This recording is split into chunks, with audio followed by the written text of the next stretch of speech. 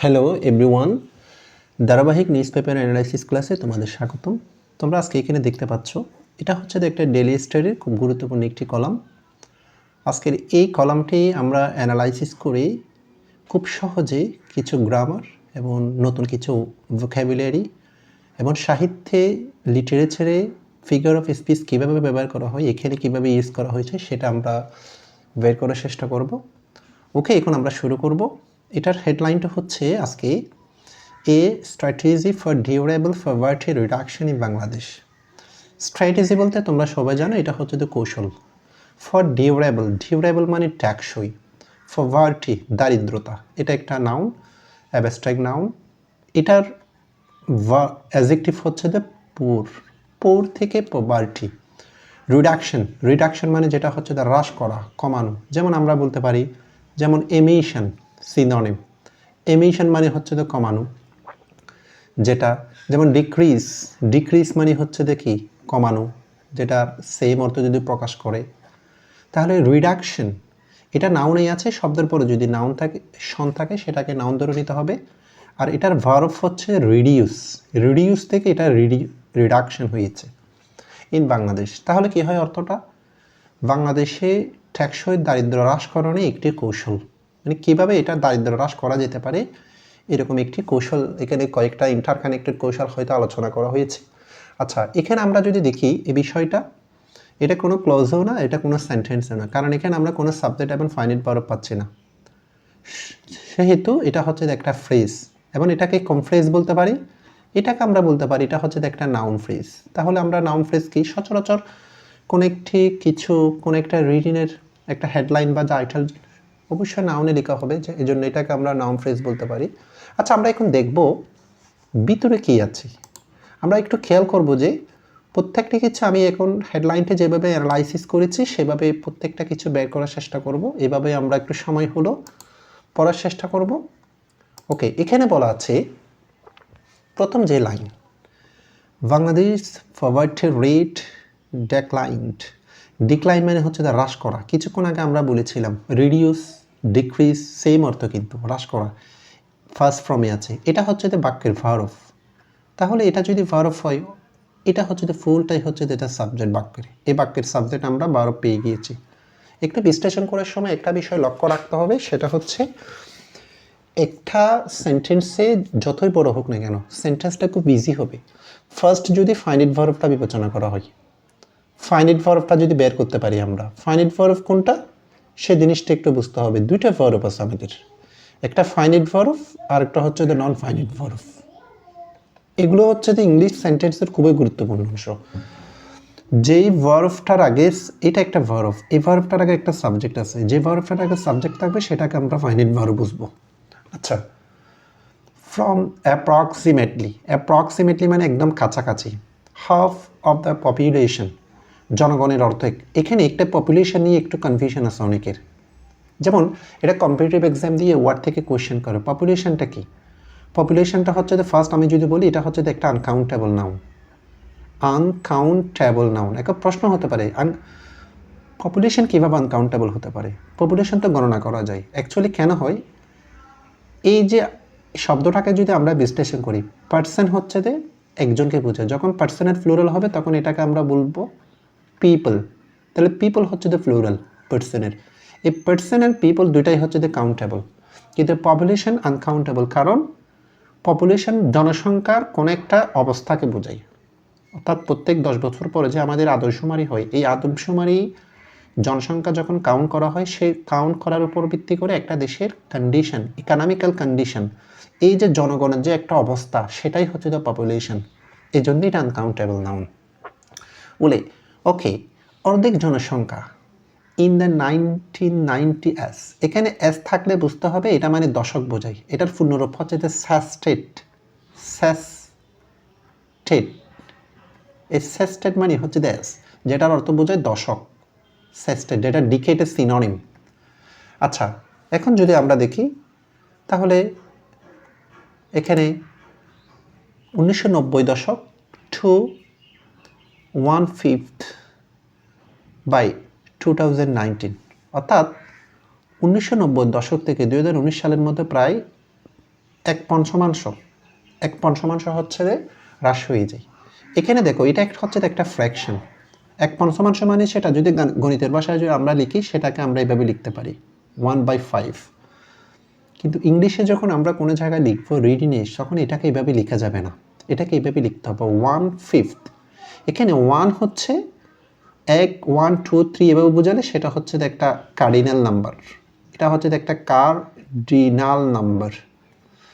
যখন আবার যেটা fifth, first second third fourth fifth, এটাকে বলা হয় আবার অর্ডিনাল নাম্বার। তাহলে ক্রমান্বয়ে থাকলে সেটা হচ্ছে অর্ডিনাল নাম্বার। অর্থাৎ ভগ্নাংশ হচ্ছে প্রথম সংখ্যাটা যেটা লব, আমরা গাণিতিক ভাষায় বুঝি, তোমরা হয়তো জানো, এটাকে কার্ডিনাল নাম্বার বলা হয়। যেটা হচ্ছে পরবর্তীতে হর থাকবে সেটা হচ্ছে অর্ডিনাল নাম্বার। এইভাবে ফ্র্যাকশনটা লিখতে হবে, রিডিনে এটা মাথায় রাখবা। আচ্ছা দেখি এই বাক্যের অর্থটা কি। অর্থাৎ 1990 থেকে 2019 সালের মধ্যে আমাদের অর্ধেক জনসংখ্যা কাছাকাছি, অর্থাৎ আমাদের যে দারিদ্রতা হ্রাস পেয়েছে মাত্র, যেটা 1/5, 1/5, আরও অনেক দারিদ্রতা রয়ে গিয়েছে, এটাই বোঝানো হচ্ছে। আচ্ছা যাই হোক, এখানে আমরা একটা ফাইনাইট ভার্ব পেয়েছি, ডেক্লাইন, একটা সাবজেক্ট পেয়েছি, একটা সাবজেক্ট একটা ফাইনাইট ভার্ব পেয়েছি, এখানে কোনো কনজাংশন নাই, সুতরাং এটা হচ্ছে একটা সিম্পল সেন্টেন্স। তাহলে সিম্পল সেন্টেন্স বলতেও কি আমরা একটা সেন্টেন্সতে বুঝে ফেললাম, সেটা কি, যে বাক্যে একটি সাবজেক্ট থাকবে এবং একটি ফাইনাইট ভার্ব থাকবে, সেটাকে আমরা বুঝবো সিম্পল সেন্টেন্স। আচ্ছা এখন আমরা এটা একটু আমি মুছে দিই, তোমরা এরপরটা দেখি। হাউ এভার মানে যাই হোক, এটা একটা কানেক্টরস, অ্যাডভার্বিয়াল কানেক্টরস।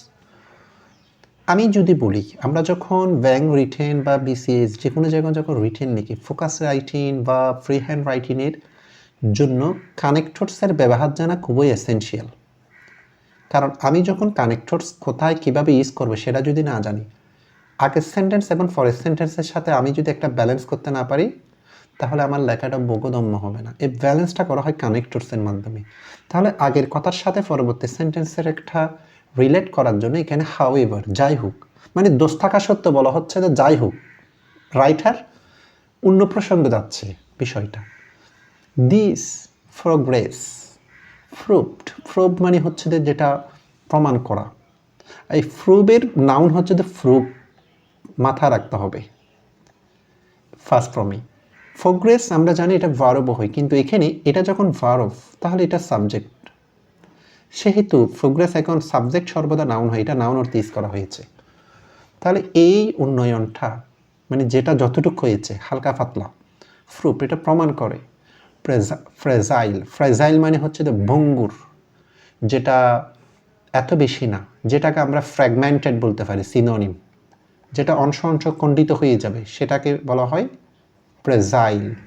এই যে কথাটা, এখানে আমরা একটা লিটারেচারের অংশ পাচ্ছি।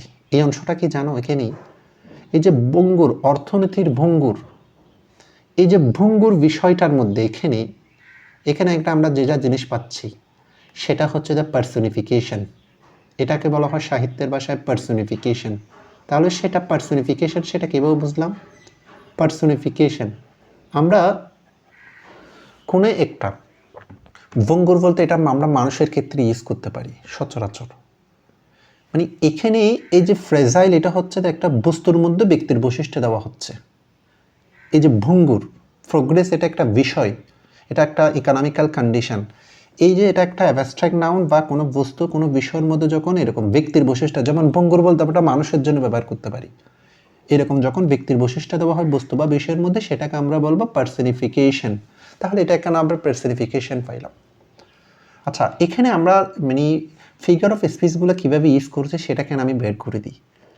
যখন কোনো একটা কিছু লিখতে যাই, আমাদের পার্সনিফিকেশন, ম্যাটাফোর, সিমিলি, সিনাকডকি, ম্যাটানমি, এরপর আমাদের যা যা আছে এগুলো যদি আমরা যথার্থ ব্যবহার করতে পারি, আমি কম লিখেও কিন্তু আমার লেখাটা খুব ইনফরমেটিভ এবং এটা এক ধরনের একটা লিটারারি রাইটিং হয়, খুব ভালো নাম্বার পাওয়া যায়। আচ্ছা এরপর আসি Covid and it's related measures. Covid এবং এটার সম্পর্কিত কিছু যেটা বিষয়, মেজার্স মানে এখানে বিষয়কে বোঝানো হচ্ছে। ডিসরাপ্টেড, এটা চুরমার করে দেওয়া, তছনছ করে দেওয়া, যেটাকে আমরা সিনোনিমে বলতে পারি ডেস্ট্রয় করে দেওয়া। ধ্বংস করে দেওয়া একদম, এটাকে আমরা ডিসরাপ্টেড বলতে পারি। এটাকে জব, এগুলো তোমরা বুঝতেছো। এন্টারপ্রাইজ মানে প্রতিষ্ঠান। রেমিটেন্স ফ্লোস, যেটা আমাদের রেমিটেন্স ফ্লো প্রবাহ সেটা। সাপ্লাই চেইন মানে হচ্ছে আমাদের যেটা একটা আদান প্রদান, পণ্য উৎপাদন এবং আমরা ভোগ করি, এই যে এরকম একটা বাজারে জিনিস গ্রহণ করে এবং বাজারে জিনিস সাপ্লাই করে, এরকম একটা যে ফ্লো, এই যে কোভিডের কারণে এগুলো একদম তছনছ করে দিয়েছে। যে দারিদ্রতার অন্যতম কারণের মধ্যে যেটা বলা হচ্ছে স্টিমেট মানে পরিমাপ করা, শো দেখানো, শার্প ইনক্রিজ মানে একটা খুব বিদ্যমান। এখানে ইনক্রিজ শব্দটা কিন্তু নাউন অর্থে ইউজ করা হচ্ছে ভার্ব অর্থে না। শার্প যেহেতু অ্যাডজেক্টিভ, তাহলে অ্যাডজেক্টিভের পরে নাউন হয়, এই জন্য এটা নাউন। ইন পভার্টি ইন 2022-21, এই জন্য এখানে যে 2020 থেকে 2021 সালের মধ্যে দারিদ্রতা কিন্তু বৃদ্ধি, এটা বোঝা যায়। এই যে কারণটা, এখানে কারণটা ইতিমধ্যে বলেছে, তোমাদেরকে বলেছি। অলদো এটা একটা সাবঅর্ডিনেটিং কনজাংশন, যেটা কন্ট্রাস্ট বোঝাবে, বিপরীতার্থক কোনো কিছুকে বোঝাবে। রিকভারি নাউন, এটার ভার্ব হচ্ছে রিকভার, যেটা রিকভার ভার্ব থেকে রিকভারি নাউন হয়েছে। কারণ হ্যাজ ব্রট, ব্রিন থেকে ব্রট, first participle form, main verb has auxiliary verb, present perfect tense. তাহলে ভার্বের আগে কী হয়? সাবজেক্ট হয়। সাবজেক্ট কী হয়? সাবজেক্ট সর্বদা নাউন অথবা প্রনাউন হয়। নাউন হয়, এই জন্য ভার্ব থেকে এটা নাউনে করতে হয়েছে। তাহলে রিকভারি মানে যেটা পুনরুদ্ধার। Has brought E down, broad down মানে কি? একদম রিকভারিটা একদম কমে গিয়েছে। যে 1990 থেকে 2019-এর দশকে যেটা আস্তে আস্তে ইমপ্রুভ হয়েছিল, সেটা একদম কমে গিয়েছে। ব্রড ডাউন, এটা হচ্ছে একটা গ্রুপ ভার্ব বা ফ্রেজাল ভার্ব। সাইন্স, এই যে এতটুকু পর্যন্ত আমরা একটা ক্লজ দেখে ফেলেছি। অলদো থেকে এটা একটা ক্লজ, একটা সাবজেক্ট, একটা ফাইনাইট ভার্ব। ক্লজটা আইডেন্টিফিকেশন করার জন্য সবসময় একটা কথা মাথায় রাখতে হবে, আমার যতটা সাবজেক্ট, যতটা ফাইনাইট ভার্ব, ততটা ক্লজ। তাহলে এই যে রিকভারি পর্যন্ত এটা একটা ক্লজ, এখানে এতটুকু পর্যন্ত। সাইন্স অফ স্ট্রেস মানে প্রেশার, মানে বিভিন্ন চিহ্ন। পারসিস্ট মানে যেটা হচ্ছে যে রিমেইন থাকা, বিদ্যমান থাকা। ডিউ টু কারণে, হাই ইনফ্লেশন উচ্চ মুদ্রাস্ফীতি, অ্যান্ড ইকোনমিক টাইটেনিং, যেটা ইকোনমিক টাইটেনিং মানে হচ্ছে যে এখানে টাইটেনিং মানে হচ্ছে যে প্রেশার, যেটা দুর্বলতা। অনেক সময় আমরা জানি টাইট করা মানে কি করা, এখানে টাইট মানে হচ্ছে আমরা বুঝি যেটা হচ্ছে তো শক্ত করা, মনে টাইট দিয়ে একটু বাঁধো, তো মানে শক্ত করে বাঁধো। অনেক সময় যখন ট্রান্সলেশন করতে যাব আমরা, ট্রান্সলেশন কিন্তু একটা শব্দের অনেকগুলো মিনিং থাকতে পারে, কিন্তু অনেকগুলো মিনিং থেকে যেটা, যেমন এটার মেইন মিনিং, একদম প্রাইমারি মিনিং হচ্ছে যে শক্ত করা, কিন্তু এখানে যদি আমি সেটা দিই, এখানে বাক্যটার অর্থ হয় না। তাহলে একটা শব্দের অর্থ কোনটা দিয়ে আমি ফুল বাক্যটাকে ট্রান্সলেশনে প্রয়োগ করবে, সেটা ডিপেন্ড করবে এই যে আমরা যে কন্ডিশনে পড়তেছি, এই ফেরাঠা বা এই সেন্টেন্সের মধ্যে আরও অন্যান্য যে বিষয়গুলো আছে, ওয়ার্ডগুলো আছে, এগুলোর ভিত্তিতে আমাকে ধরে নিতে হবে। যেহেতু এখানে কথাটা নেগেটিভ অর্থে ইউজ করা হয়েছে, ইনফ্লেশন, সেখানে এখানে কিন্তু অর্থনৈতিক শক্তিশালী বোঝাবে না, এখানে অর্থনৈতিক চাপ, অর্থনৈতিক দুর্বলতা। এখানে টাইটেনিং মানে দুর্বলতা, চাপ, অর্থাৎ ওয়ার্ডটার অর্থ সেন্টেন্সের অন্যান্য ওয়ার্ডের উপর ভিত্তি করে একটা আমাকে অনুমান করে ধরে নিতে হবে, না হলে আমরা সঠিকভাবে ট্রান্সলেশনটা করতে পারবো না। ওকে, এরপর ওটা যদি দেখি, সার্ভে সাজেস্ট, বিভিন্ন জরিপ, the poverty rate in Bangladesh may, এই যে সাজেস্ট, এটা হচ্ছে একটা ক্লাউজ। তাহলে এখানে the poverty rate in Bangladesh may একটা অক্সিলিয়ারি ভার্ব, সবসময় ফাইনাইট ভার্ব হয়, আরেকটা ক্লজ যেহেতু ফাইনাইট ভার্ব পেয়েছে। তাহলে দুইটা যদি ক্লজ হয়, এখানে কনজাংশনটা কোথায়? কনজাংশন নাই। কনজাংশনটা হচ্ছে এখানে যেটা হবে সেটা হচ্ছে দ্যাট। অনেক সময় দ্যাট হচ্ছে একটা সাবঅর্ডিনেটিং কনজাংশন, অনেক সময় সাবঅর্ডিনেটিং কনজাংশন বাক্যে, বিশেষ করে দ্যাট এবং ডাব্লিউএইচ ওয়ার্ড যেগুলো কনজাংশন হয়, সাবঅর্ডিনেটিং কনজাংশন, এগুলো অনেক সময় উজ্জ্ব থাকে বাক্যে। তাহলে সার্ভে সাজেস্ট এটা হচ্ছে একটা main clause, the poverty rate in Bangladesh may এটা হচ্ছে একটা আমাদের প্রিন্সিপাল ক্লাস। তাহলে এই সেন্টেন্সটা এতটুকু পর্যন্ত, এই সেন্টেন্সটা একটা কমপ্লেক্স সেন্টেন্স। আচ্ছা, মে নাও বি হায়ার, মানে রেটটা কিন্তু হায়ার হতে পারে দেন ইন 2019 সালের চাইতে। With extreme poverty also rising, তাহলে খুব চরম লেভেলের দারিদ্রতা কিন্তু আমাদের বৃদ্ধি পাচ্ছে। দুইটা ভার্ব আছে, একটা রেজ, আমরা জানি রেজ, আর একটা হচ্ছে দ্য রাইজ, কনফিউশন ওয়ার্ড। এটার অর্থ হচ্ছে দ্য রাইজ মানে হচ্ছে দ্য বৃদ্ধি, বা যখন রেস হবে, রেস মানে হচ্ছে তো তোলা কোনো কিছু, অর্থাৎ নিচ থেকে আমরা যদি কোনো কিছু তুলি সেটাকে আমরা রেস বলতে পারি। এই রেজের পরে সবসময় কিন্তু অবজেক্ট থাকে, এজন্য এই রেজটা সবসময় ট্রানজিটিভ ভার্ব হবে, ট্রানজিটিভ ভার্ব। কিন্তু এই রেজের পর অবজেক্ট থাকে না, রাইজের পরে, সরি, এই জন্য এটা ইন্ট্রানজিটিভ ভার্ব। তাহলে এখান থেকে আমরা দুটা অংশ শিখলাম, একটা ট্রানজিটিভ, একটা ইন্ট্রানজিটিভ। যেটার পরে অবজেক্ট থাকবে সেটা ট্রানজিটিভ, যেটার পর অবজেক্ট থাকবে না সেটা হচ্ছে আমাদের ইন্ট্রানজিটিভ। আচ্ছা আমরা দেখি, তবে রাইজিং এটা হচ্ছে দ্য প্রেজেন্ট পার্টিসিপল, এটা হচ্ছে দ্য ভার্ব প্লাস আইএনজি, এটা একটা নন ফাইনাইট ভার্ব। তাহলে এই ক্লজের মধ্যে একটা ফাইনাইট ভার্ব হয়ে গিয়েছে। ফাইনাইট ভার্ব হলে একটার চেয়ে বেশি হবে না একটা ক্লজে, আর বাকি সবগুলো নন ফাইনাইট ভার্ব। অর্থাৎ দুইটা ভার্ব থাকলে দ্বিতীয় ভার্বটা নন ফাইনাইট ভার্ব হিসাবে ভার্ব প্লাস আইএনজি করতে হবে, এটা মাথায় রাখতে হবে।